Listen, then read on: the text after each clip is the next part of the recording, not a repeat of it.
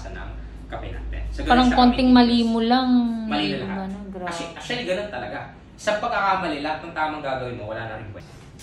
Actually, yan ay last part ng ating 101. Before we proceed on our next topic, any questions so far? Sa maganda. Mamaya pa po yan, pagtaas ng training.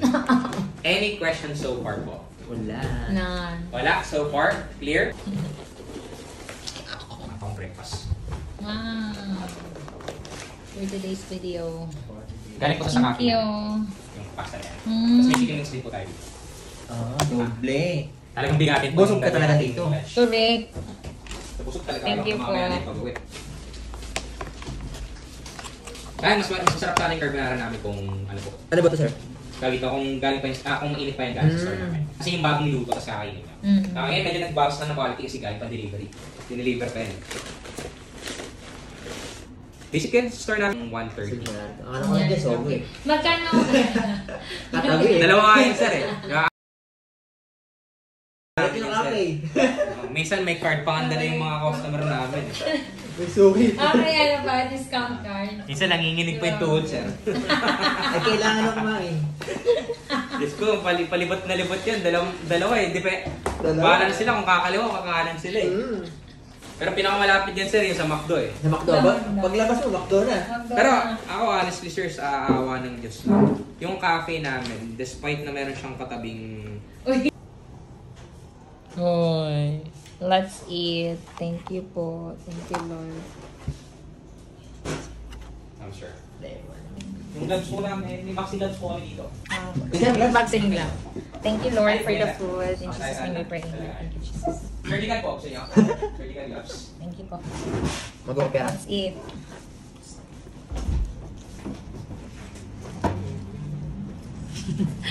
Documentary. Documentary. Hi! Life-changing, no? Grabe, crystal clear ba lahat? O, malabo na. So, guys, this is our lunch for today. Super yummy. See that? I have this. This is our lunch. So yummy. Grabe, pasta. Kain po. Sige po, mahina po ako. Masarap siya. Wait po tayo for at least... First ito, sir. 5 minutes. 5 minutes. 2 minutes. Mabilis ang maaga. May mga 15 minutes po. So, let's continue again by 1:15. Hindi na pala tayo 1:15. Patulang tayo na kinain. Kailangan hindi na kayo Thank you. sumamaya pag nagtikin na tayo ng kape. Pero mamaya naman ma-bloated kayo eh. Eat well po, eat well. Kayo po. Sige ma'am, ikaw lang kinakain. Busog na rin po ako. Wow. Wow. Grabe naman yun. Set up na lang yung music niyo po. Nagpupang siya yung music. Let's eat, ka-dreamers. So, this is our food for today's vlog. Lunch na natin, guys. So, super yummy. As in, perfect talaga for today. Alright! May mga subscriber na naman na tayo. 3 na ito. Mamaya si Sir naman, no? 5 subscriber for today's vlog. May music. Baka makapiright na naman tayo ni YouTube. Welcome to our vlog. Kapag nag-business ka sa bahay, may umorder, pa-subscribe po, Oh, like and share. Meron akong friend. Second, barista 102 na tayo na. After lunch, konting chikahan, and then barista 102. Drinks. Good luck. May gagawin akong drinks dito. So, after barista 102, guys, gagawa na tayo ng sarili nating mga drinks. Iko-combine lahat ng mga drinks kung ano yung gusto mo. And then, that's it. And also, gagawa tayo ng coffee latte. Ayan. Grabe man yun, oy. So, guys. So, mag-i-start na tayo sa barista 102. This is it, guys. Kaya natin to. Laban lang. Pagpapakilala natin. Buti na naalala ko yung name ni Aaron.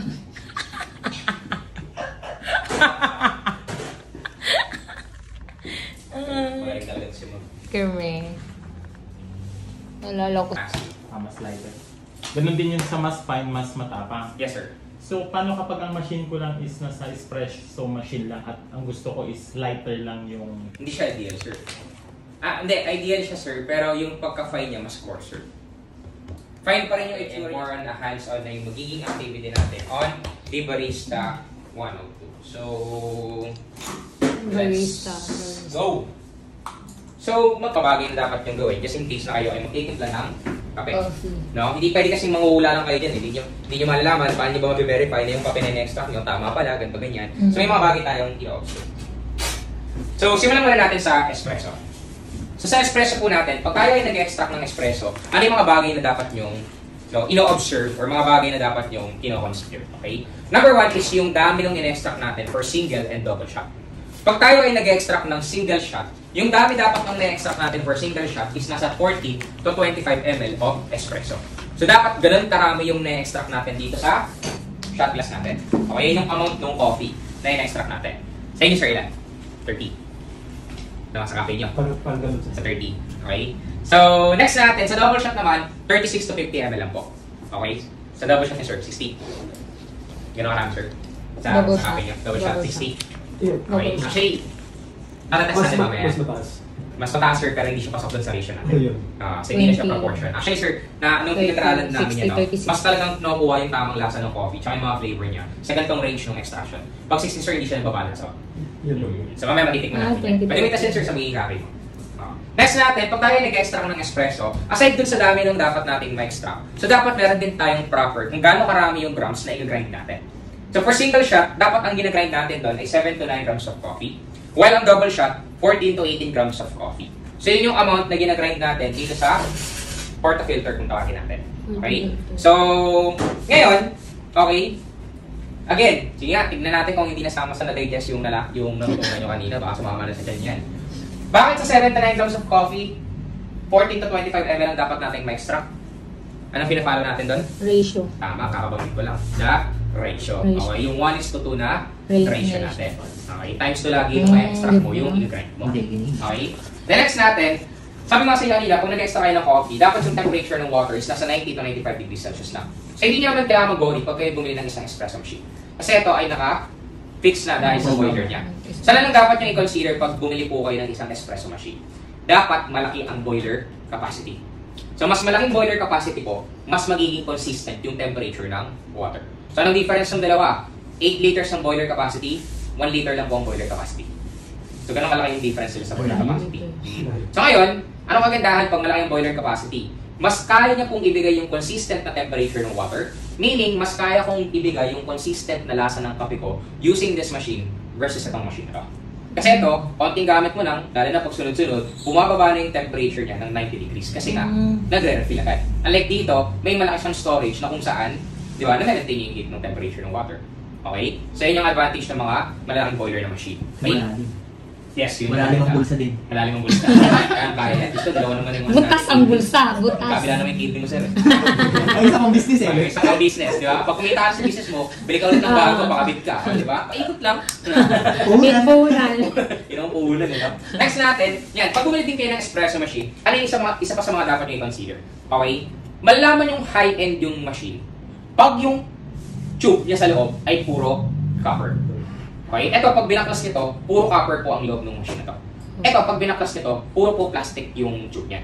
So, ibig sabihin, mas prone po sa scaling itong machine na to versus dito sa machine na to. Dito, isang pagkakamali lang, pwede na magpaalam sa inyo to. Okay? So, kaya ito, pag ito ang binili yung machine, doble ingat na. Kasi mag-ingat kayo ng sobra. Pagkaingatan nyo ng sobra yung machine. Lalo na pag tao nyo na yung humawak dyan. Tandaan nyo, iba ang care ng owner, iba ang care ng staff lang. Okay? So, kaya dapat maging stricto kayo sa ganyang bagay. Okay? So, yun. Tinatanong nga kanina, sir, ilang cups ang kayang timpla niyan per day? Ito kasing na-chibale po natin, to give you an idea, isa po ito sa mga entry level natin ng commercialized na espresso machine. So, sino ka-level na itong machine na to? Si Simonelli, Sanremo, and Lamarsoco. Which is itong mga machine na to ay ginagamit po ito ng mga famous coffee shop na kilala natin. Like sino? Number 1, pasok mo sa kanya. Okay? Ngayon, pag yung pressure po ay nasa 9 to 11 bar pressure, ibig sabihin, nakakatasan ng machine nyo properly yung pack ng coffee. Na-extract niyo yung tamang flavor nun. Okay? Huwag kayong maniniwala dun sa iba na sinasabi nila na, Ma'am sir, yung bar pressure ng machine ko nasa 15 to 21 bar pressure. Okay? Doon daw yung basehan ng high-end. Hindi po. The higher the pressure na ina-apply sa coffee, mas bitter yung magiging extraction nyo. Kasi sobrang pinipiga niya yung kape. Okay? Ito ang ideal po. Sir, saan namin ma-verify yan? Ito po, yung gauge na to. Nakita niyo yung arrow na nakaturo pa vertical. Dapat the moment na inunto yung machine, yung arrow na yan, papalo agad yan dito sa 9. Hindi yan pwedeng nagpa-fluctuate. Pag fluctuating, may problema ang machine natin. Okay? Pag mabagal naman po yan, ibig sabihin po, hindi quality yung machine natin. Kasi hindi niya properly napipila yung granules ng kape. Unlike dito, pag inon ko to, time bar agad yan. Ulit. Consistent yan. Kahit open mo to, time bar po yan, no? Walang fluctuation. Kahit open mo rin to, wala po yung fluctuation. Consistent na 9 bar pressure yan. So, ibig sabihin, yun nga, sure talaga ako na consistent yung piga ng gagawin ng machine ko doon sa granules ng coffee ko. So, consistent yung magiging output ng lasa ng coffee ko. Unlike dito, pag nagamit niyo po to, yung bar pressure niya babagal. Okay? So, hindi niya agad napipiga yung kape. Kaya nga, mas makapalabas ko yung tamang flavor ng coffee ko dito versus dito. Pero kung for starting lang naman, go for this na.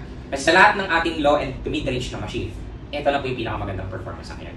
Okay, marami pong advanced feature na na-develop kay Gemini natin. So, mas kumangat siya compare kila Previl, kila Bauman, kila DeLonghi, at si iba pang machine. Ano yan, sir? 70 cups to 80 cups, medyo mararamdaman mo na yung pagod yan. Pero pag nasa 70 to 80 cups ka na, sir, ibig sabihin gumaganda na yung flow ng business mo. Balik ka na. Balik ka na. Saan mag-upgrade ng machine nun? Balik ka na. Tig to 50. Saan ka mag-upgrade na kasi? Ibig sabihin, sir, maganda na yung nagiging flow ng cash mo.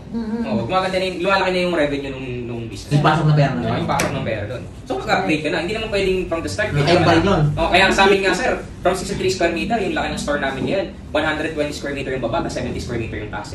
Talagang nag-invest kami. Alam mo magkano po nag-asas namin sa construction lang alone? No? 1.2. Solid. Di ba? Construction lang po yun, ha? May existing materials na po kami to. Hindi po pwedeng basta na-meet natin tong volumes na to, tama na agad yung in-extract natin. So dapat yung volumes na yan ay proportion yan dun sa tinatawag nating extraction time. Etong 20 to 30 seconds po. Okay? Like for example, nag-extra ko ng espresso ngayon na single shot. Pag extra ko ng single shot ko, ang nakuha kong volume ay 35 ml within 25 seconds. So anong ibig sabihin nun? Tama yun, hindi? Hindi? Bakit hindi, sir? Ay. Kasi, Repeat mo nga, sir. yung single shot natin, 25 ml. Tama. Di ba? Ang nangyari kasi, nag-extract ako, 35 ml na yung nakuha ko sa single shot. Tapos 25 seconds yung extraction time ko. Tama naman yung extraction time ko, pasok siya dun sa range. Kaso yung single shot na in-extract ko, more than na dun sa maximum niya na 25 ml. Kasi ang in-extract ko na, 35 ml na. So, ano ibig sabihin po nun? Anong mali doon? Yung maximum Yung water. ml ng water. Okay, yung maximum ml ng water, anong nangyari doon sa tingin niyo? Bakit? Ano yung naging pinakamali? Yung time or yung volume? Yung volume ng in-extra ko. Ibig sabihin, yung volume ng in-extra ko, masyado siyang mabilis. Kasi nauuna na siya sa time eh. Yung time ko, eksakto naman, yet yung na-extra ko, more than na. So, ibig sabihin, masyado siyang aggressive, masyadong mabilis yung flow niya. Okay? Parang ganito po.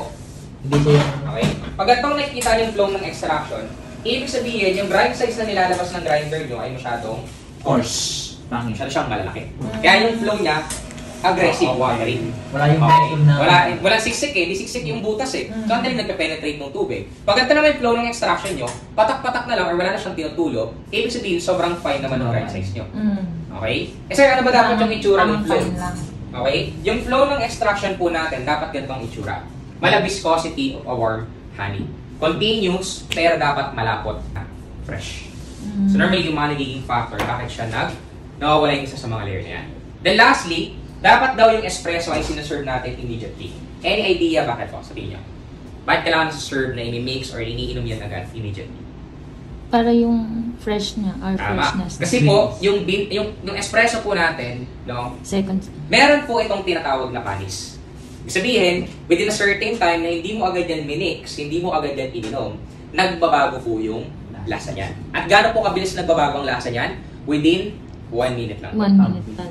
So within 1 minute, na hindi 60 mo agad yan seconds. minix at sinerve, hinayaan mo lang dito na nakatenga yan ng 1 minute, yan po ay nagbabago ang lasa. Kahit yan ay good shot pa. So mamaya makakatingin kayo ng good shot na hindi panis versus sa good shot na napanis na. So tingnan natin kung gaano kalaki magiging difference niya when it comes to taste ng coffee.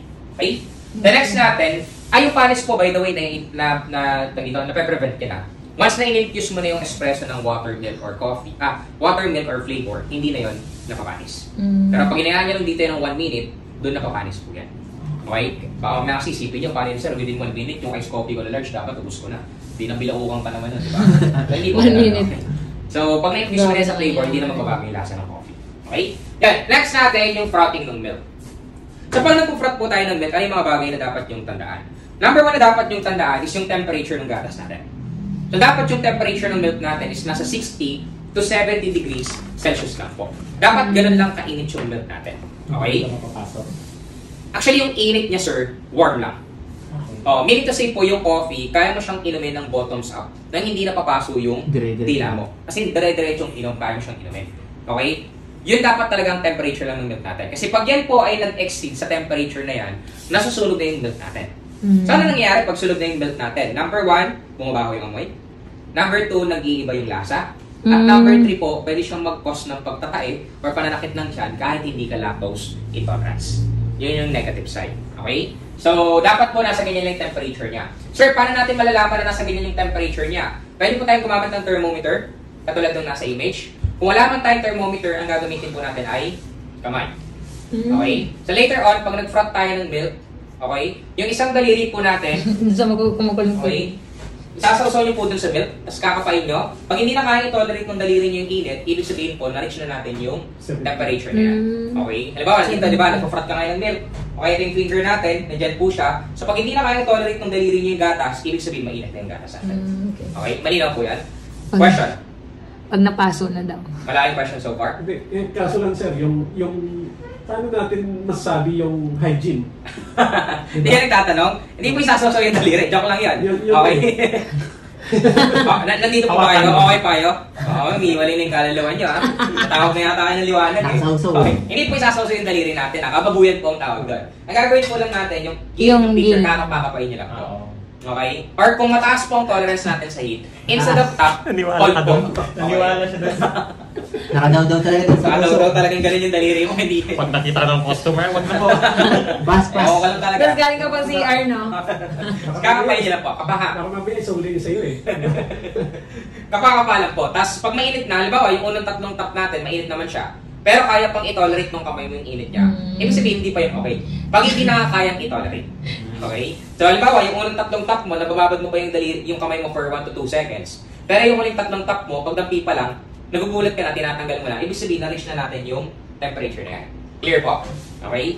Next natin, pag tayo nagpa-froth ng milk, dapat yung milk na pinafroth natin, mainit. Okay? Huwag tayo magpa-froth ng milk na normal temp lang po. Kasi, ang nangyayari, pag normal temp na yung milk mo at hindi yan malamig, yung ipafroth mo, so, ang nangyayari po sa kanya, nasusunog na, tapos wala ka pang nakakreate na microphone. Hindi mo pa na-achieve yung consistency na dapat ina-achieve mo. Okay? Next natin, ito yung dalawang sounds na iiwasan nyo pag nagpa-froth tayo ng milk. Kasi dapat wala kayong tunog na maririnig pag nagpa-froth tayo ng milk, ha? Kasi pag nakakarinig kayo ng tunog po while frothing po, ibig sabihin mali tayong ginagawa doon. So, ano yung tunog na to? Una yung howling sound. Ganito yung tunog ng howling sound po. So, pag narinig po natin yung bagtong tunog while frothing po, ibig sabihin, wala tayong nakikreate na microphone. Okay, wala tayong microphone na nakikreate. Next naman natin, rumbling sound. Rumbling sound po, ito na po. Para na kumulo yung takore. Sa play position. So, hindi po, pag naririnig nyo na si rumbling sound, sir, ibig sabihin yung milk na pinafroth nyo, sunog na. Yan ang indicator nun, sir. Over na siya dun sa 60 to 70 degrees Celsius po. Okay? Next natin, puro microphone lang dapat po kinecreate, hindi po bubbles ha. Okay, pangit po ang presentation pag puro bula yung milk nyo. So imagine yung hot coffee na isi-serve nyo, puro bula. So anong iisipin ng customer nyo? So either may sabon nyo, May sabon. or baka mamaya yung gatas na ginamit nyo, panis na. Kaya bumubula. Hindi, sir, yung milk, paano mainit? Ma-serve? Ibig sabihin, bago mo i-foam, mainit siya. Tama ba? Habang pina-foam milk, sir, technically, umiinit na yung gatas mo. Umiinit siya. Double, ano na yun, sir? 2-in-1 na yan. Habang ina-steam mo siya dito, pinafrot mo, umiinit na yung milk. So, ang preferred na yung storage ng yung milk natin na bago gagamitin is Galing sa room chiller. temperature o chill. Anong chill po? Chill. Chill pa Iinit rin. naman po, Chill. pre-chilled mo na muna siya. Para at least, hindi siya mabilis umiinit at nagagawa mo agad yung tamang consistency niya. Kasi akala ko mainit na yung milk eh, bago i-fruit eh. Ito kasi mo lumalaban eh. Answer, sorry. Akala ko kasi mainit yung milk bago i-fruit. Hindi po. Hindi dapat mainit ang milk mo, sir. Galing Kasi sa chiller. masusunog lalo yun. Cold Oo. milk. Dapat cold milk siya. Okay? Turo ba yan ang barista mo, sir? Hindi. Tanggalin mo na. Akala lang niya kasi magkasunod eh. Ah. Ay, kanina kasi yung sabi mo, kailangan mainit yung milk. Oo. Kaya na-confuse din ako doon sa... Oo, diba? Na-confuse din So Hot and nag-isip cold. ako, paano saan manggagaling yung mainit na milk? Diba? Magkakaroon Kaya nga, ng yun ang kasi tanong ko. kanina. Kasi Magkasunod kasi yung... Mainit yung milk Ah. na ikukuhan mo. Sabi ko. Okay, sorry. Tas Hindi, kung mo papainitan, brother. Mas- Malamig po yan, mas- malamig yung milk. Ah, Sorry. malamig. Namali lang ako ng term. Ay. Malamig. Parehas kami na-confuse doon. Sorry po. So, thank you for asking. Thank you for clarification po. Basta Okay. malamig. Basta malamig po yung milk. Yan lang talaga. Okay. Malamig muna bago yung frog. Sige, sige. So anyway, next natin yung preparation ng espresso. Yan, before tayo mag-hands-on, ito malapit na tayo mag-hands-on. Before tayo mag-hands-on po, gagawin muna natin tong 4 na activity na to. So yung 4 na activity na gagawin natin. First, tayo ay mag-bean profiling. Sa pag-bean profiling po natin, ngunguya na tayo ng coffee beans. Okay? So 3 coffee beans po ang ngunguyain natin. Itong in-offer sa amin na Java na beans, pero nilagay niya sa ganitong packaging. Kung packaging lagi ang pagbabasihan nyo, maluloko pa rin kayo. So the best way talaga, kung bibili pa po kayo sa ibang supplier, make sure na matitikman nyo muna yung beans itself. Correct. At dapat kaya niyang i-describe yung flavor katulad ko. Kasi kung hindi, nagbabluff lang po yan. Bluffing lang yung ginagawa. Chocolate and then Okay? So, next natin si 60-40 po. chocolate. Tapos Kaso ano may yan, matatalino pa rin. maasim. May chocolate, maasim maasim, at saka mapait. Sugar butter. So, yung beans po, hindi rin siya nilulunok. Pang-split na lang po. Ha? Bawal po siyang lunok eh. Lalagot ka. Inilunok mo. Kaya pala sabi ko parang... Nilunok niya na po. Oo, nilulunok talaga yan. Nilunok talaga yan. Talagang listik Sino yan. ba? Nilunok talaga yan, ma'am. Pampakaba lang. Kasi may... Dun, nag-brew kami ng coffee, di ba? Merong ano eh, yung... Yung granules ng Oo. coffee na naiiwan. Kaya parang Edible sabi yan. ko parang... May mga chocolate na may coffee beans sa gitna eh. So, edible po yan, huwag kayo mag-alala. Sa 10 pong tumigim na ito, 10 din yung bumula yung bibig. Palit pa rin ng Apat tayong bubula. Pinapa-pre-taste nila is yung... Pwede rin, pwedeng ganun, sir. So talagang siguro after mong bilhin, tanongin mo. Pag bili mo, dun pa lang sir, buksan mo na yung packaging, nguyangin mo. Tingnan mo kung same yung ipapatingin niya sa inyo. Kaya nga. Wala, ang daming mauutak na teller May dito. trust issue ka na, sir? Oo. Okay, game, ready? 1, 2, 3, go! First crack, dark chocolate, pero nagnanati agad yung taste niya. Unlike kanina, wala tayong nasa nati taste. Ngayon, meron na siyang nati taste. Okay. Then over time, nandun na yung asim ng coffee beans natin. Okay, the citrusy ng coffee. Then namnamin nyo pa, drugin nyo pa. Unti-unti yung asim mawawala, magiging mapait siya ng konti. Pero hindi pa yun yung bitterness niya. Lasang cocoa pa po yung bitterness na meron siya. Kasi sa dulo, the more na drug na siya, lalo siyang pumakit. Tapos iba yung pait na malalasahan niyo sa kanya versus dito sa unang natikman niya. Kasi kaya mas mapait, mas matapang yung kaya niyang i-produce na lasa. Kaya sa lahat ng drinks namin, ito pang pinagmamalaki namin. 60-40. Kasi masarap talaga itong blend namin. Okay? Last natin, pinakamasarap sa lahat. Yung ating stale coffee. Wala sa pabuk. Nilagang ano. Lasa mabo. Sa ibang bansa. Lasang yosi. Oo nga. Lahat naman nilagang. Lasang yun. Sige po, yan pag ginayaan niyo po yan, Nilo first na. crack, wala kayong malalasahan sa kanya. Nilo na ako. At first crack. Okay. Cheers! Ayun o. Kasi may texture niya, malutong. Ito lang lasa. May chicharon eh. Wala na. Ha? Kasi lasa. Nasabang dinudulog niyo siya over time. Okay? Pag yan ay napuputos Parang mais na ano, mais lang, parang ano. yung ilaw na mais. Nilo na yan. Pag durog na Parang po may siya, cotton nga eh. doon na lumalabas yung ano mga lasa, mapakla, Mapakla. maasim, mapait, or lasang sunog na Mapakla. kahoy. So Lasang lalabas kahoy. siya doon. Grabe walang lasa. Hindi mo sarap. Papakla, tatas ang kahoy na sunod. Yan Parang, yung lasa ng mga stay coffee. parang styro ano. Matatawa kayo kasi mostly nga ng mga cafes dito sa Kawawa. Pilipinas, ito po yung nagagamit nila. Dahil number 1, hindi sila umaatid ng training. Walang alam about coffee, no? Number 2, madali pong maloko ng mga sellers. Okay? At nakakaawa po. Pero advantage din yun.